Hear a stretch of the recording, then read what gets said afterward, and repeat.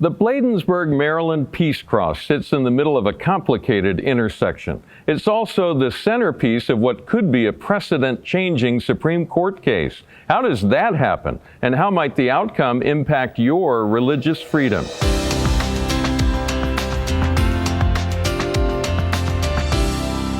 In this first episode of the Shackelford Sessions, we'll take you along on the road to Bladensburg. Hi, I'm Stuart Shepard, along with the President and CEO of First Liberty, Kelly Shackelford. Hi, Kelly. Hi, good to be here. And our General Counsel, Hiram Sasser. Hey, Hiram. Hello, thanks for having me. Years ago, the two of you took a long look down the road and looking at all these cases involving religious freedom, and you realized that there could be something, a kind of case that would make a big difference in how these cases are handled when they get into the courts.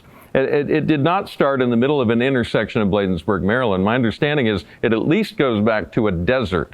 Tell me what happened in the Mojave Desert. Well, it's actually before the desert. Okay. Before the desert, which is the Mojave Desert Cross case. This came up with Van Orden versus Texas, and we were helping the Texas Attorney General get ready for the oral argument, and we didn't represent the state of Texas, so we needed a client. And I was sitting and thinking, what would be the biggest client that would get the most attention that the court would realize, whoa, I didn't think about that. And I thought, veterans memorials, if they start tearing down all the religious symbols across the country, they're going to be going after our veterans. So I picked up the phone and called Hiram, and I said, Hiram had been in the military, and I said, what about veterans? What about the military? What about the American Legion? And I think that's when he picked up the phone and called them. And what did you think? Well, I was just like, I was very proud of the fact that I'd already found a client for one of the cases. But I thought, sure, we'll represent the American Legion. It's only the largest veteran service organization in the world. There's 2 million members. I'm sure they're really easy to get a hold of, But I just picked up the phone and called them, and we got to talking, and they realized that, there's hundreds of veterans memorials all over the country, and some of them have religious imagery. Some of them have little crosses. Sometimes they have angels. Who knows why? And they recognize, well, gosh, if the Supreme Court gets this wrong, or if they do the wrong thing in these little Ten Commandments cases, well, what's going to happen to our veterans memorials? And so that's how we got involved. So this started out with Ten Commandments monuments, but how did you find out about Mojave Desert then, the cross out there? Actually, I was reading my newspaper and saw a little bitty story from AP about the VFW, the Veterans of Foreign Wars, and this memorial that they had that was actually being ordered to be torn down. I was like, whoa. And I went in and gave this to Hiram, and I said, we need to see if we can help these people. Have you caught the pattern here? Yeah. I'm catching on. And so, he reached out to the VFW, and we already had the American Legion as a client. Now we had the two biggest veterans groups in the country. So a pattern was developing that we were going to maybe have to start defending these memorials across the country. Of course, we went all the way to the Supreme Court with that case and got an excellent decision.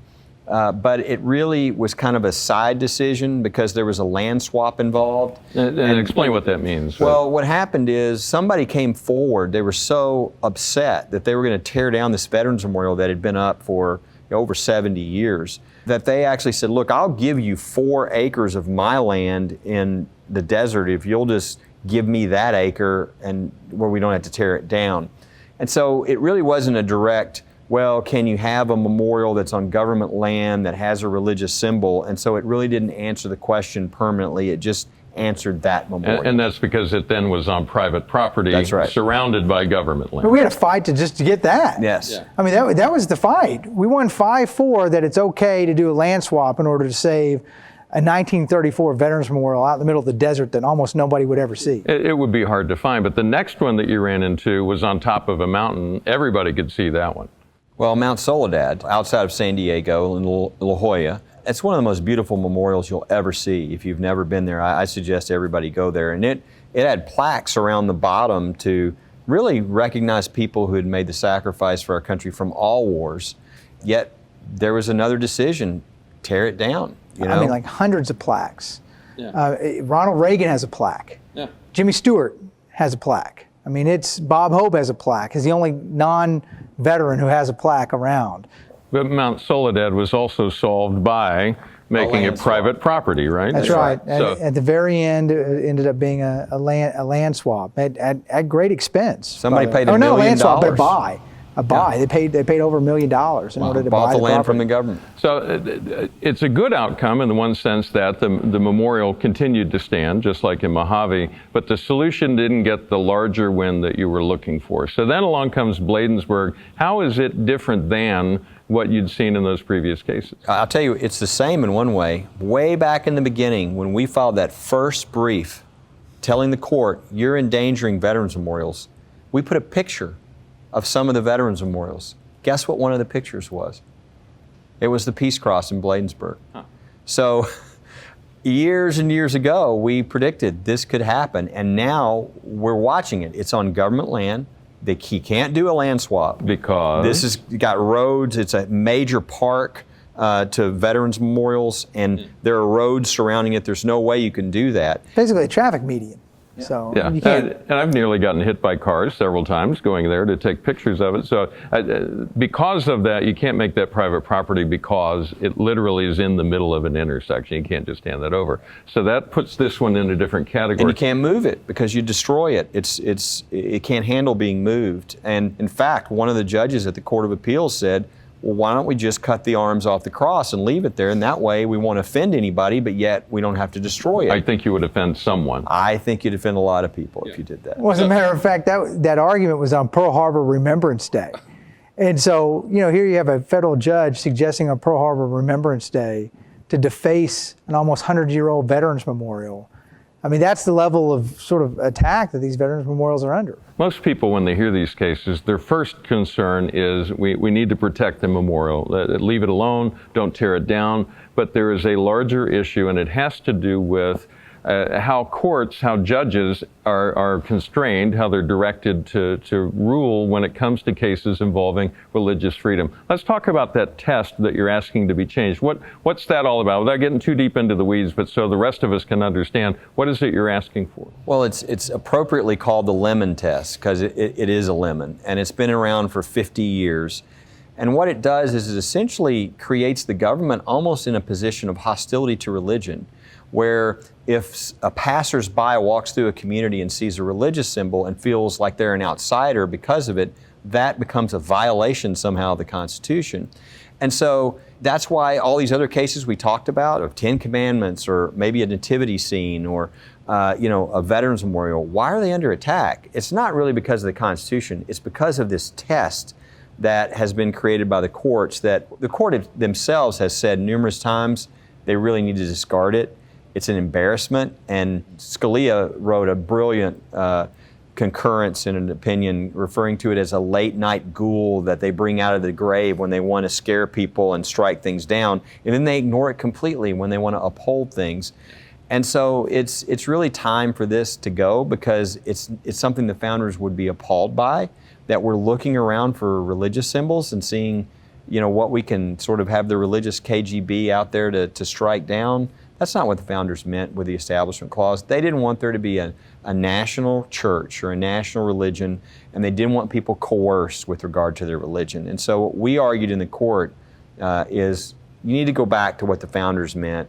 If there's no coercion of anybody with regard to their religion, and there's no setting up of a national church or an establishment of a national church, there's no violation, so let's move on. There's nothing wrong with religious symbols in our landscape. So Hiram, under that kind of test, why would the Bladensburg Peace Cross be okay right where it is on government property? Well, because it's sitting there honoring 49 men who gave their lives in World War I for our freedom. It doesn't make anybody do anything. It doesn't coerce you. It doesn't make you do anything. Just driving by a memorial is not something that the Constitution was ever contemplated as turning into a lawsuit. And so hopefully we'll be able to get some resolution, because you got to think about it. Most of these veterans memorials all over the country, they're not put up originally by the government. The Bladensburg Veterans Memorial was actually originally put up by the American Legion on American Legion property. It was only because of the road expansion that ends up in a traffic median. These are veterans who are honoring their own. It's mostly veterans organizations like the American Legion who put up the memorials. The one in the Mojave Desert, put up by the VFW. The one in Mount Soledad, put up by the American Legion and another local veterans organization. And so for someone to come along later to say that the memorials that the veterans chose at the time of honoring those deaths for those specific wars, that somehow they have to be uprooted or torn down, is really shameful. And it really, it's not a neutrality. It's not neutral to say, we're going to tear down these memorials that the American Legion chose. That's not neutral, that's hostile. What's neutral is let them have the memorials that they chose. If the mothers of the kids who died in World War I wanted that cross there, who are we or some judge or anybody else to say, no, moms, you can't honor your sons in the way that you decide? Okay, so when can we expect a decision from the Supreme Court? It seemed to go well. When might we find out what they think about all this? Most likely it'll come down in late June, right at the end of the term, before they leave on really their teaching sessions across the seas. And they usually wait for the ones that are a little more high profile like this to the very end. And I would encourage people to be praying between now and then, because this case is being decided as we speak. There's opinions being written, they're talking to each other, trying to persuade people to switch sides. And this could be a really, really important case for the future of our country. So I would encourage everybody to be in prayer. Very good. Thank you, Kelly. Thank you, Hiram. And thank you for sharing this time with us. This is the first of what we're calling the Shackelford Sessions. We're going to do about a half dozen of these in an ongoing series through 2019. We'd love to get your comments. You can look at the bottom of our website. There's a link for comments, or you could just leave a comment on our Facebook page if you like. And thank you for being a part of these victories. We could not do it without you.